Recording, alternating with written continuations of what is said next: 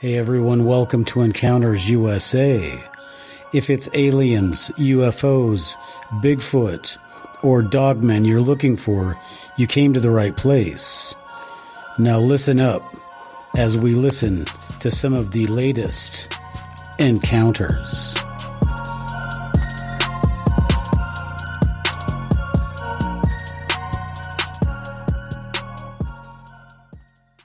Hello everyone and welcome to Encounters USA. I'm your host, author Matthew Hines. Unfortunately, Barbara couldn't make it with us today due to a scheduling conflict. This is the Paranormal Podcast where we treat Bigfoot, Dogman, and alien phenomena as parts of the same mystery. We are available on iTunes, Google Play, Stitcher, Spotify, iHeartRadio, and in video format on YouTube. Today, my friends, we're going to be talking about Mt Shasta and mysterious encounters in Northern California. Let me just remind you, if you have had an encounter with a dogman, an alien, a UFO, or a Bigfoot, and you wish to share your experience, please contact us at encountersusa1@gmail.com. If you would like information on past or upcoming shows, please visit our website at encountersusa.com for all the latest in Encounters USA research, podcast, and other encounters information. Now let's look at viewer comments from last week. Well, it looks like there's two. First comment from Lynn M2. Ghosts? ? I guess she's relating to or referring to the crackling we still had within our headsets during the last podcast, which also showed up, unfortunately, in the video. I'm sure this time we won't have that problem. We're going to talk about that in a little bit, but then again, maybe we won't. All right, so the next comment is very inspired by your content and comments, I'm sure. Thank you so much for sharing. And this from Norwell Music. All right, well, we would like to encourage our viewers to leave comments in the comment sections on YouTube and on iTunes. And please don't forget to subscribe and ring that bell, because we want YouTube and the people who are looking to listen to encounters in the USA to know about our channel. All right, now let's move quickly to our upcoming events. Alien Expo in Knoxville, Tennessee, and that is August 17th and 8th. Or 17th, I guess, and the International UFO Conference is the September 4th or through the 8th, and I do not have the city of where that is. I'm going to have to check on that and get back to you on the next podcast. And of course, there is the Fouke Festival coming up in a week or so down in Fouke. I believe that is in Arkansas. All right. Well, it sounds like a lot of fun happening this summer. And just remember, you guys, that it is Sasquatch and camping season. I guess they're one and the same. And so if you're out there, just be careful. And as we say, watch your back. Now, today we have a really exciting show. For the past few podcasts, actually, this is the third podcast, I believe, in the series. We're talking about hotspots. We started off with Skinwalker Ranch. We started talking about portals. It was really exciting stuff. We moved on to talking about Egypt, and we talked about the use of electricity. I actually showed video that I had, or not video, I'm sorry, but pictures from the official UFO, or I should say UFO MUFON magazine that showed the UFO encounter that happened at one of the bases prior to my arriving the next day. So it was really exciting stuff, and we established with our discussion in Egypt the presence of what we call antediluvian civilizations. We talked about a place called, we didn't actually name the place. I don't think anybody did. It was a place called Mu. And it was, I believe, according to one of our guests before, it predated Atlantis. But you have this continent of Mu off in the Pacific Ocean, and you have the continent of Atlantis in the Atlantic Ocean, obviously. So we covered that in the last podcast, and if you haven't gotten yourself up to date, I encourage you to go back and check that out, because we went through a thorough discussion of Atlantis. We talked about how it appears in legend, not only legend, but the actual documentation in the Republic by Plato. All right, so let us continue on and go to what this show is all about, and that is encounters in the USA. So we're talking about Mount Shasta. Now, in this podcast, we're going to be talking about the elements that we talk about here on Encounters USA. We're going to be talking about UFOs as they affect Mount Shasta, as Mount Shasta affects them. We're also going to be talking about the Bigfoot phenomenon and looking at some of the evidence there. And then we're going to be looking at my own personal connection to Mount Shasta, and that is the case of David Constantinos or Danny Constantinos, a fireman who somehow managed to teleport from New York State to out into Mount Shasta. And so I did a story on that. So we're going to take a look at that. And we're also going to be taking a personal tour of Pluto's cave. So it's really going to be an amazing podcast. And before I finish off, I just want to encourage people. This podcast is, of course, available in all media, but in order to fully take advantage, please look at the video and the pictures that will be presented on YouTube, because it's really fascinating stuff, and found out some really interesting things while I was down there with my wife at Mount Shasta. All right, so the first thing we want to get to, let's get to some encounters. The first encounter we want to talk about, of course, we're going to start off with a UFO encounter. Now, this happened just recently, and this is from the UFO Casebook, and the headline is UFO Spotted in Mount Shasta, and it was published on April 29th, 2019, not too long ago, I guess about a month ago. All right, article is, and the article appears with a picture.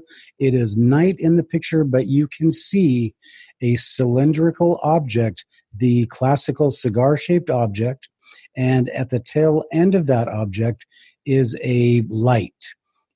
Is it a light from a flame? Is it a light from the craft's propulsion system? We don't know, but it really does have the shape of the craft and everything has implications for the craft that Norman Bergeron talked about, or Bergeron, I always get his name wrong, Bergeron talked about in the Ringmakers of Saturn. So it's a really interesting shot, and it does look like this UFO is moving right into the mountain, because it doesn't look like it could go anywhere else. So here is the article itself. Cigar-shaped object with lights. A series of images snapped from Mount Shasta Mountain, California, is now the hottest debating point among conspiracy theorists and extraterrestrial enthusiasts. In these images, apparently captured on April 17, 2019, a cigar-shaped object with lights emanating from its body can be seen leaving the mountain. The eyewitness who captured the images soon sent it to MUFON, the Mutual UFO Network, and revealed that he saw a large light hovering near Mount Shasta. As per the witness, the UFO then supposedly took off and disappeared in the sky. As the claims made by the eyewitness went viral on the internet, self-proclaimed alien researcher Scott C. Waring, who is based in Taiwan, checked the pictures and revealed that these are genuine photographs of an alien spaceship. Even 40 years ago, yeah, I'm old, I was told as a kid the stories of beings that lived below Mount Shasta, one of which is supposed to be the legendary Saint Germain, who was famous for starting the new cultural age of Aquarius, also called Master Rakotsi. Hope I got that right. Many people claim to have seen and spoken with him on the mountain. I call it an advanced alien race that is spiritual in nature and mostly keeps to themselves below Mount Shasta. These photos are proof that the aliens still live within the mountain, wrote Waring on his website, ET Database. UFO expert Brian David Wallenstein had also revealed that Mount Shasta is a hotbed of UFO activities. To think that we humans are the only conscious life form in an infinite universe is not only trite, but also egotistical and inaccurate. It is for us to assert and see the truth through the plentiful discoveries made over the millennium in sightings, recorded on rock drawings, archaeological digs, anthropological data, writings, pictures from telescopes, and the advanced technology found as our roadmap home, wrote Wallenstein in his book, Mount Shasta Sightings. Express.co.uk reports. All right, so there is our first encounter, and that is a very recent encounter. Just a month ago, cigar-shaped UFO making its way apparently into Mount Shasta. So we're talking about aliens, we're talking about Bigfoot, and we're talking about Dogman. We're not going to touch too much today on the Dogman phenomenon around Mount Shasta because for reasons we can talk about later, it's probably not the territory of the Dogman. But what we are going to talk about today is we're going to talk about the Bigfoot encounter, the alien encounter, and how they seem to be so co-mixed with each other. And also remember that as we're talking, we're also speaking about the David Politis 411 mysteries when we're talking about the people we're going to talk about right now. Now, before we get to our missing skier from New York and talk about how he teleported all the way to Mount Shasta and nobody ever talked about it after the incident happened, we're going to talk about the remote viewing done by a remote viewer, John Vivanco. And I'll describe John in a little bit, but he did some interesting remote viewing of the things that we're going to talk about now. And so let's talk about our first incident. And this is from I'm looking for, it's called coolinterestingstuff.com. Excuse me for a second, I need water. Okay. Coolinterestingstuff.com. I'll have links to this, of course, in the comment section or in the remarks, whatever that is on YouTube. Okay. So first article is, let's see. This is the story of, now we're going to be reading the story and then we're going to be listening to what John Vivanco had to say about what happened in these incidents. All right, here's the story now. The strange true story of a 3-year-old child that was lost in the Shasta forest for 5 hours is just one of the many strange things that have happened. He was gone within a second, according to witnesses. Other campers were thought responsible and questioned, but later that day, the boy reappeared. and told a story not of this earth. He claimed he was abducted by a robot double of his grandmother and taken to a cave filled with spiders. A strange story. Well, it gets odder. The very same grandmother claims she woke up one morning face down in the dirt, having been removed from her tent and sleeping bag whilst camping at Mount Shasta. When she awoke, she had a puncture wound on the back of her head. She said she felt violently ill that morning and strangely felt emotionless, so she thought she'd been bitten by a poisonous spider. She said she was with a friend who'd been sleeping in his separate camper, and he also woke up with a bite on the back of his neck, and he felt ill as well. The only thing strange she could recall was seeing red eyes shining through the trees in their flashlights the night before, which they thought were deer. Coincidentally, 2 more incidents happened around Mount Shasta during the time period of the boy's disappearance in 2011. That same month in September, a Los Angeles area man hiking the Pacific Crest Trail heard the beautiful singing of a female voice coming from the direction of Mount Shasta and wandered off the trail to follow it, becoming lost in the woods. He claims he was abducted and taken to a dark chamber in a cave and stripped of all his clothing. A tall female with unnatural blue eyes and strange clothing appeared and gave him a gift and secret information, which he declined to provide the details of. He was reportedly lost for several weeks, and after surviving this ordeal, this person now believes he is the incarnation of a messianic Hindu god and changed his name to Lord Kalki. Another Los Angeles area man was with a spiritual group of friends meditating up on the mountain on 11/11/2011 and decided to take off his shoes and hike up to the top of the mountain to a place, a rock on its summit.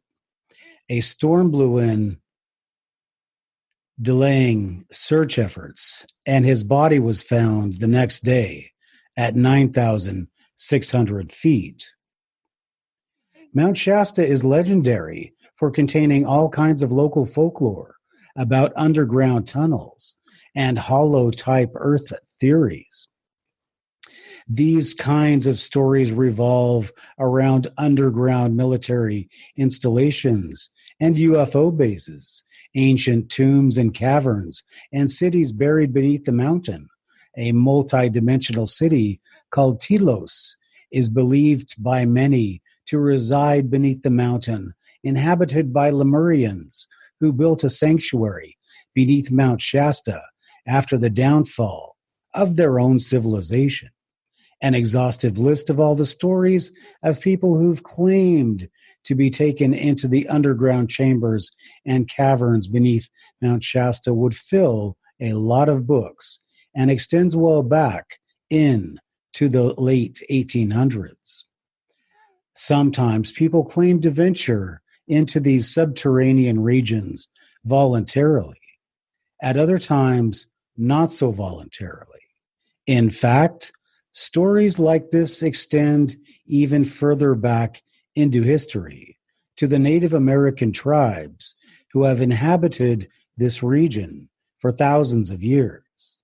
They talk about being able to travel in underground tunnels between southern Oregon, Mount Shasta, and the upper coasts of California and southern Oregon.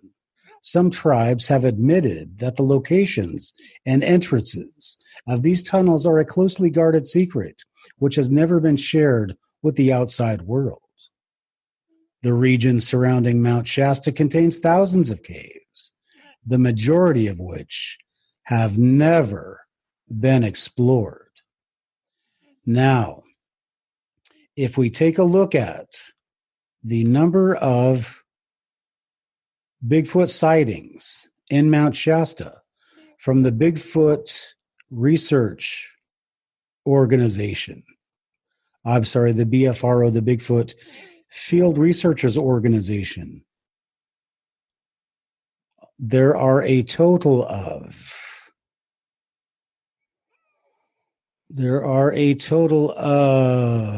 26, almost the highest amount in California. Almost the highest amount. The highest is Humboldt, not too far away. Now, that is some of the background information on what we're going to talk about today. So, now that we've heard about this boy with his robot grandmother, that's not the entire story. And for the entire story, as I always like to do, I want to go to the remote viewers. And in this case, we're going to go to remote viewer John Vivanco. And I've taken some notes. He's got a video that he did with a project. And let me see if I can find it. I hope I don't lose it. I can't seem to get it on here. But anyway, I'll leave the link in the description. And he did a video with this project, and they talked for a while. And thank you to these guys who did this video, because they put the numbers and the times in for all the different subjects that John Vivanco talks about. It makes it really handy to reference it, which don't ever think you're going to get that from me, because I just don't have the time for it. Maybe if I ever got a staff or something, but I just don't have the time. So back to the video. John Vivanco is being interviewed about a remote viewing that he did about these particular incidents. He also remote viewed the inside of Mount Shasta and found some interesting stuff. He didn't find a civilization. He found what he would probably describe as the remnants of a civilization.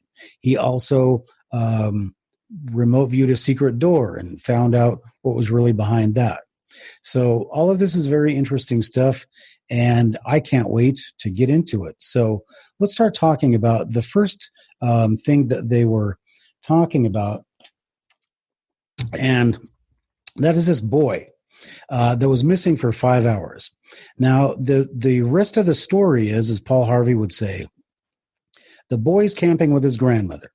And he is, they called out the searchers. So Vivanco thinks that probably he was gone for like 8 hours. Now, what they don't say in that story that I just read to you is that the boy was finally found. And where was he found? He was found right next to the campsite in a bush, which had obviously been searched and searched and searched. So 5 hours after the search start, 8 hours after probably this kid's gone missing, he shows up in the bush next to his family. So where has he been? So they start asking him, and he tells them this interesting story about how he was contacted by somebody he called his robot grandmother. It was his grandmother, but she was a robot. And she took her back, the robot grandmother took him back to this cave. And in the cave, he said, were all these robots. And he said the robots were switched off. And I didn't hear Vivanco say anything about the spiders that they referenced in the last story. Who knows? So the interesting thing of the story, and the thing that we have to carry into the next story, is that the boy was asked by the robot grandmother to poop on a sticky piece of paper. So why would you want somebody to poop on a sticky piece of paper other than for genetic experiments? Now, that brings us to the disappearance of a hiker, a very experienced hiker, and this is part of this boy is also part of the 911 or the 411 missing David Politis things, but a hiker named Carl Landers, a very experienced hiker, I think in his 60s, was hiking, according to Vivanco, between camps, and he just seemingly disappeared off the face of the earth. So John Vivanco decided that he was going to remote view these cases. And so that's what he did. And so he also went for one other case, and that was with the Pluto's caves. And that's what we're going to be. So it's kind of like going to lead into the Pluto's caves as I went and visited them myself. But the first thing that we need to talk about is with Carl Landers, according to John Vivanco, the remote viewer, he was abducted by a being that there's a few of them, and one of them abducted Carl Landers on Mount Shasta. And John Vivanco says that this a similar being, and he describes him as being he is tall, he is scaly, and he has claws for fingers. So John Vivanco describes this being that he abducted Carl Landers for the reason of the genetic material. And he said that their people have disappeared down at Pluto's caves, and he says that there is a being that is living down there. So when I found out about that, of course, it was after I had been down and toured them all by myself on a dark and miserable March afternoon. So you have two cases where genetic material is involved, and according to John Vivanco, these are the same kind of beings kind of working together. Now, the final addition to that story, excuse me for a second. The final addition to the story, as I read in the account, that a year later, I believe, the grandmother of the boy woke up feeling groggy, whatever, and outside of her tent, and had these strange marks on her back, as did a friend of hers. So another abduction case. Well, you can be the judge of that, but we have an involvement here of aliens, right? And unless these people are lying and all of that stuff, if what they're saying is true, these are aliens, and they seem to be after genetic material. All right, so what about the Lemurian civilization and all of that? Now, from my experience of going down there, I went into a shop, and I will post pictures on the YouTube channel, but I went into a really nice shop, and I met a very nice lady that gave me all kinds of information, and she showed me these pictures of these beings that some people they were South American like medicine men, right? And they were visiting, but they were hiking around Mount Shasta, and they took these pictures, and they took pictures of these small beings. They almost look like trees, and they have glowing hearts. So I'll try to post that. She let me take a picture of her picture with my phone, so I'll try to get that posted on here. So now let's talk about what brought me to Mount Shasta. Now, what brought me to Mount Shasta was in 2017. I'll post a link to the YouTube video. I did one on the original story, but it was 2016 or 2017. Forgive me for not knowing, but click the link and you'll have the answer to that question. A skier. He is up at Lake Placid, New York. He is a fireman. He is from Canada. His name is Danny Constantinos. He is skiing, and with him, he has the things that you would have to go skiing. You don't want to, I don't know if I would take my wallet. I probably would for identification when they found my body, but apparently he didn't go skiing with anything, any ID or whatever. And he just went missing. And so for a week, they called out every agency all the way to Homeland Security. Because remember, this is a foreign national. It's a Canadian, for Pete's sake. You have to call out Homeland Security on those people. So just kidding, Canadians. So they couldn't find him for a week, and they looked everywhere. So this is what happened, as far as we know. He ended up in a truck, whatever, with a driver in Sacramento, California. So he made it from Lake Placid, New York, gone for a week, and he ended up in Lake Placid, California. Now, when the story came out, there were some details that began to change. And the first thing that people asked was, when he got to Sacramento, this person went and got a haircut. So, well, how did he get a haircut? And then, he had his wallet. And then he bought a cell phone and called his wife. And so how did he manage to do all of these things? And why did the story keep changing? But even more interesting was what happened after this. What happened after this was absolutely nothing. Nobody investigated it.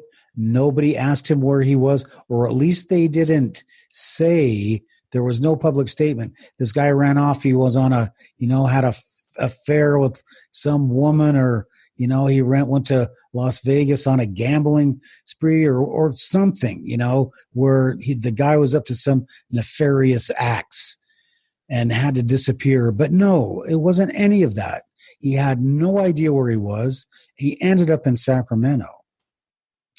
Now, I followed up on it because we went down, my wife and I, we went down to Mount Shasta, and we found out a very, very interesting detail. And we drove up to Mount Shasta, the ski slope. And this is on my video. You can see it when you click that link. But we drove up to the Mount Shasta ski slope. And when we got there, we noticed that from the parking lot of that ski slope, all you have to do is walk out of that parking lot and down another road about less than a mile, and you're on a major road that goes right to the highway.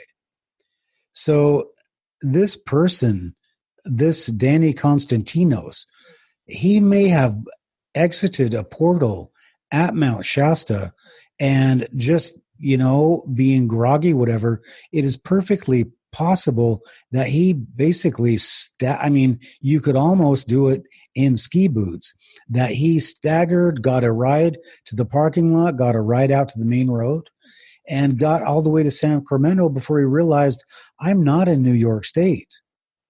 So what happened to him? That's the only logical thing, is that he got teleported somehow from Lake Placid in New York. And that's another place we're going to be talking about. Another hotspot is upstate New York. So he teleported from there to Mount Shasta. So how did that happen, and what happened to him? Now, the final follow-up on that story is with David Politis himself. Now, David Politis has done wonderful work. I think we all owe him a debt of gratitude for bringing this mystery to the forefront. And by finding out what is happening to these people, we're finding out the answers to some of these Bigfoot and UFO mysteries. For example, this John Vivanco with Carl Landers and the sticky, poopy paper boy. Those things are clues that can help us to solve this mystery. So that is just something that really we need to be taking a closer look at. So The next thing that we need to talk about as far as David Politis is that Mr. Big Investigator, Mr. Chase down the government, Mr. I'm going to file Freedom of Information Acts. I asked him, I heard him on an interview being asked about this missing skier from New York. Well, have you contacted him? Well, no. Do you know what happened to him? No. Did you follow up on it? No. Why doesn't David Politis follow up on what happened to this guy? That's really, really weird. So it was that mystery that brought us down to Plato's cave, and Pluto's cave. And I have to say this now that, I just might be an idiot, because I went around for the longest time listening to people calling Pluto's cave Pluto's cave. Now, I know that when people settled this land, there were a lot of educated people that had a lot of background in Greek and Roman culture. I mean, if you were educated back then, you would have a little bit of Latin, but you would definitely have read the classics, and you would have known about people like Plato. So I, being myself, heard people calling it Pluto's cave, and I scoffed. I said, Pluto's cave? What, do you think this is Walt Disney? Think this is Disneyland? It's Plato's cave. And I didn't even bother. And then not until today, after I have made a number of videos and put in this in the description, which I have recently changed, I thought it was Plato's cave. Why would you call it Pluto's cave? And then today I saw on the sign outside, it actually says Pluto's cave.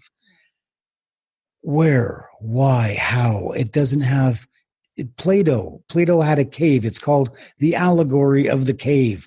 Plato had a cave. Pluto didn't have a cave. So I'm not to be faulted for this. And I want people to understand that. But I made a mistake. I really thought that it was Plato's cave. So all this time, but now I'm corrected.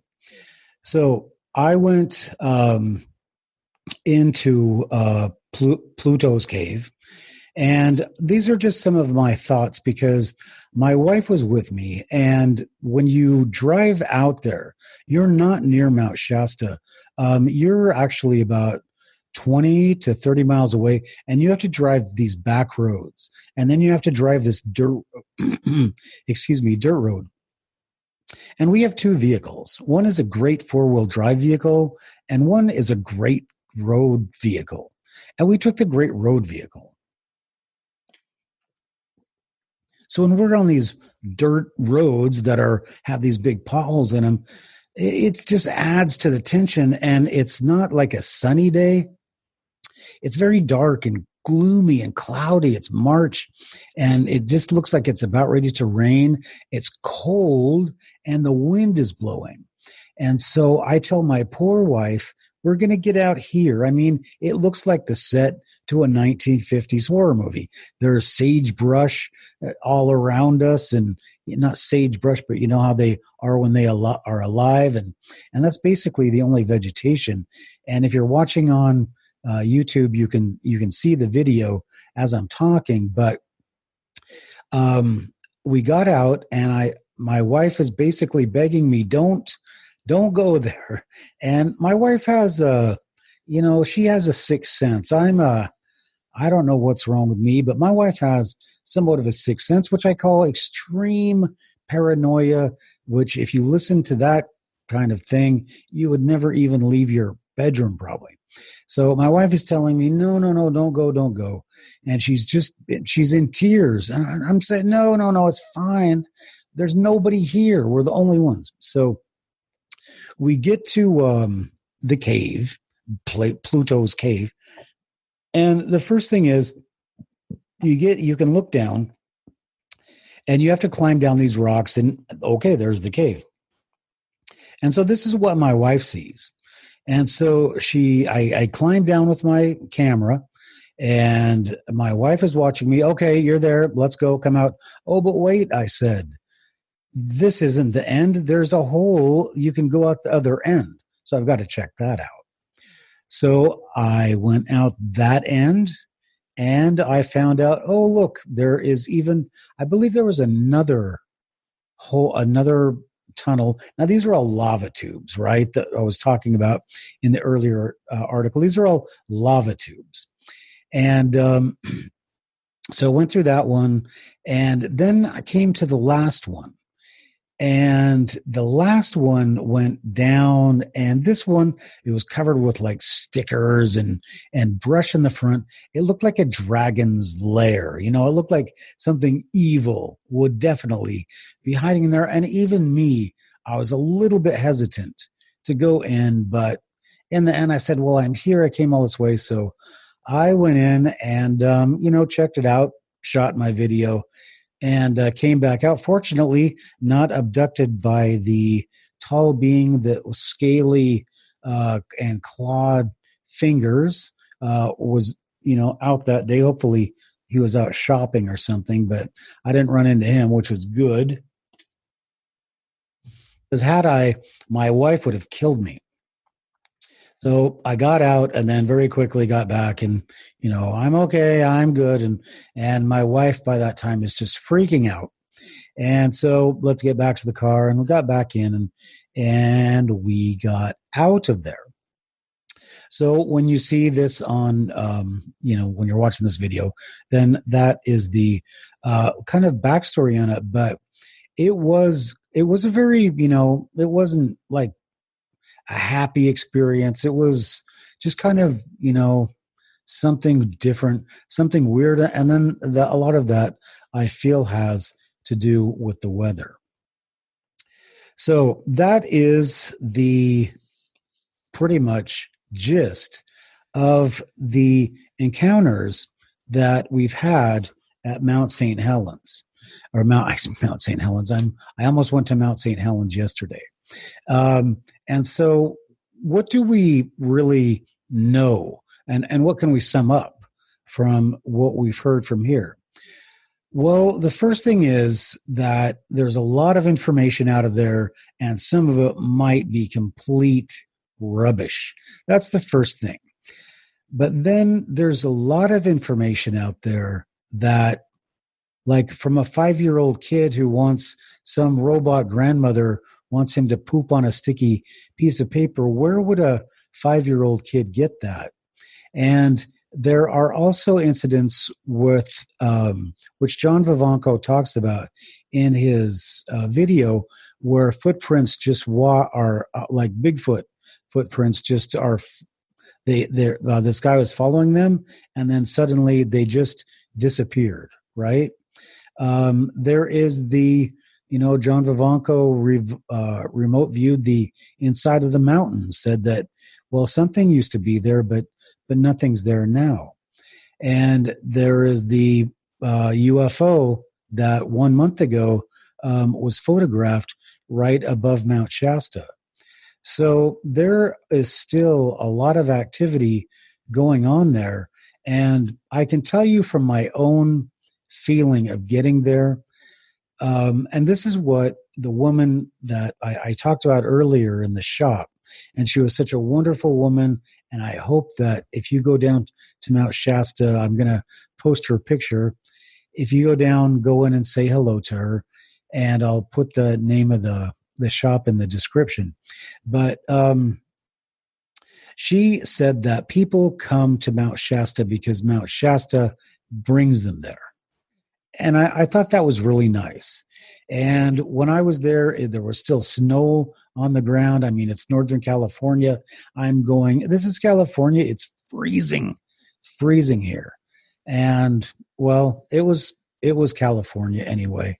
But I could get that sense. I could get that feeling that there was such a small community in Mount Shasta, the town, or Shasta. I'm not sure exactly what it is, that maybe she's right. Maybe it does draw you there, and people come and they, and they thrive. They thrive within themselves. And if you can get that, then you have a lot more than most people.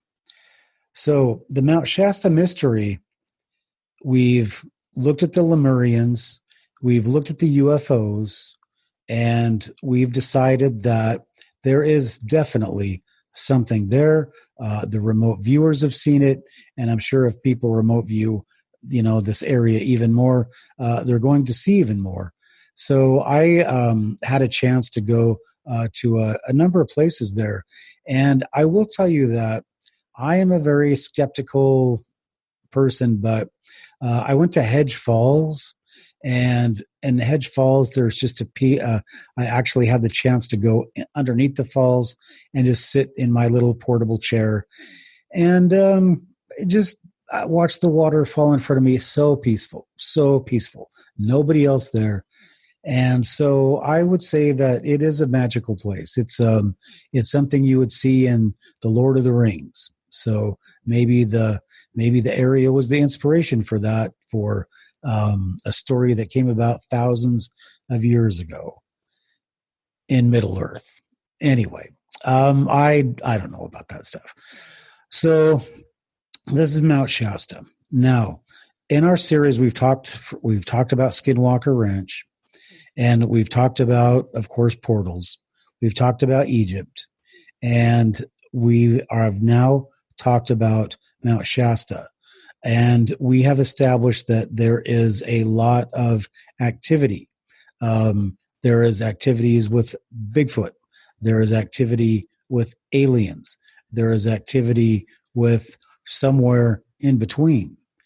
So that is one hot spot that we can say that we have definitely covered.